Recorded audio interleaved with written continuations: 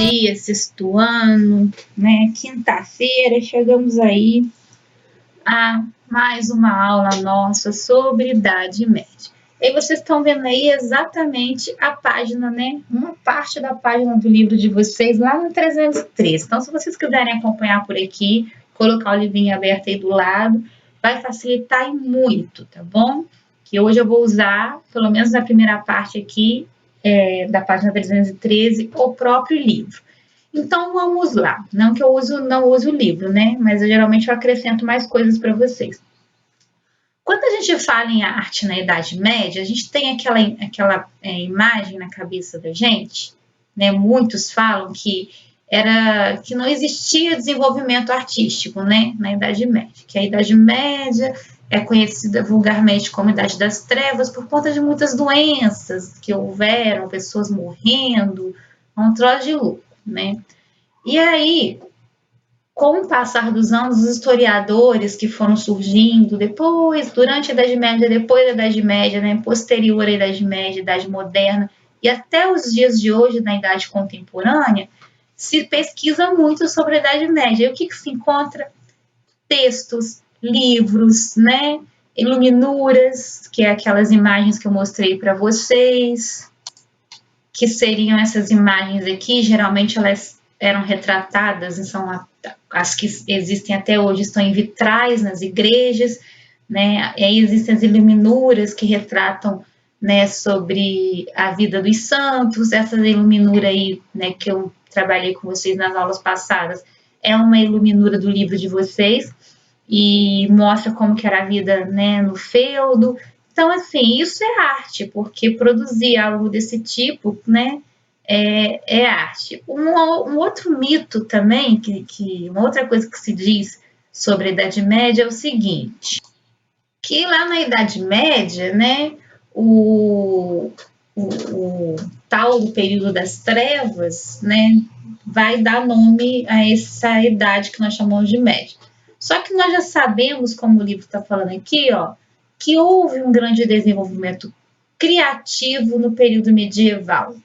E vai haver o quê? Muitas manifestações artísticas vão haver, né? O que vai acontecer com parte dessas produções artísticas? Elas vão estar ligadas aos temas religiosos. Então, assim, as Bíblias da Idade Média, por exemplo, nem todo mundo tinha acesso, apenas o clero. E aí essas Bíblias, isso aqui não é uma Bíblia, é um livro medieval com iluminura. Eu vou tentar achar uma Bíblia medieval para mandar para vocês aqui hoje ainda.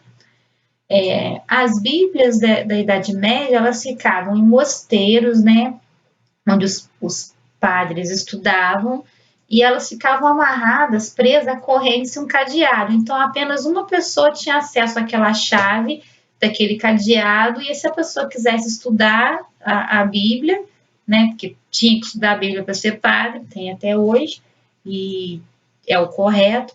Então, tinha que ir até aquele outro padre que tinha acesso à chave, ao cadeado bonitinho para destrancar, e a pessoa era vigiada constantemente. Então, essa era uma forma de vocês pararem para imaginar. E a Bíblia, ela era tipo esse livro com iluminura.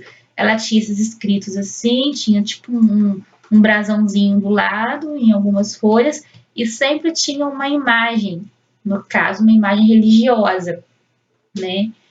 E a Igreja Católica, lembra que eu falei que ela era a grande senhora feudal? Era ela que mandava, tinha o conhecimento. Quando eu falo que ela mandava, é porque ela tinha mais terras e ela tinha todo o conhecimento, né? O estudo girava em torno da igreja, né? E aí, a igreja ela vai segurar por muito tempo esse conhecimento artístico, principalmente no campo das letras, né? Dos textos, e apenas um grupo pequeno que vai ter acesso, que são os nobres e os clérigos, né?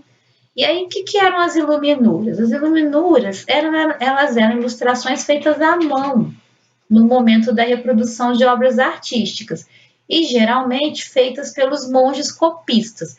Vamos voltar um pouquinho na aula aqui para a gente entender sobre o que é um monge copista e por que surgiu o monge copista aqui na Idade Média.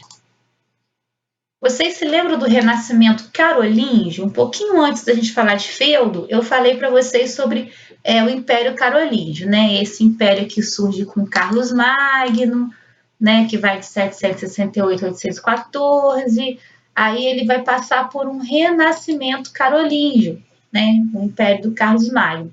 E aí, no Renascimento carolíngio, o Carlos Magno vai incentivar a educação, artes e o conhecimento.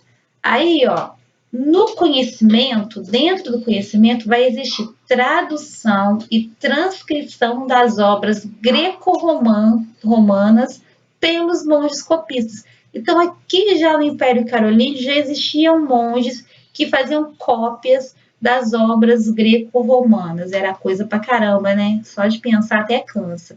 Esses monges copistas vão se estender, né, vão permanecer, vão ensinar o seu ofício, né, e tinha que copiar bonitinho, perfeitinho, tinha que ter uma letra maravilhosa.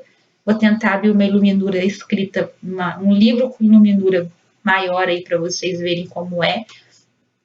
E, gente, era uma coisa assim, para pensar, imagina traduzir um livro de 400 páginas, né? Se vocês reclamam de ter que ler um livrinho de 4, 5, 10 páginas, imagina ler e traduzir um de 400, 500 páginas. Esse era o trabalho dos monges copistas. Então, vamos continuar aqui no nosso tema medieval, voltei aqui no Império Carolíngio, porque aqui começa a surgir essa estrutura medieval em todos os campos, educação, artes e conhecimento. Então, o monge copista surge aqui, ó, tá vendo? E aí, o que os monges copistas podiam ser? Né? Os temas que eles tinham que copiar tinham que ser religiosos, mas também compunham os chamados bestiários, livros sobre animais e seres fantásticos. A gente não está falando de bestas, não, tá?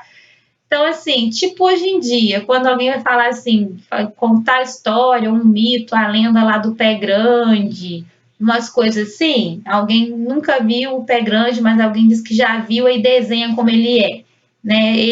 O pé grande estaria aqui dentro do bestiário, tá bom? Sobre seres e animais fantásticos. Deve ser um animal fantástico, porque ninguém nunca conseguiu ver ele direito, né? Se é que ele existe. Mas voltando aqui para nossa aula, eu estou brincando com vocês, mas seria mais ou menos isso. A arte na Idade Média ela foi muito vista de forma preconceituosa, né? Agora, no próximo vídeo, nós vamos falar um pouquinho sobre as iluminuras, tá? Aqui tem uma iluminura dentro de um livro, eu vou colocar uma iluminura, tentar colocar um vitral, uma iluminura aqui para vocês do próprio livro. Então, passa para o próximo vídeo.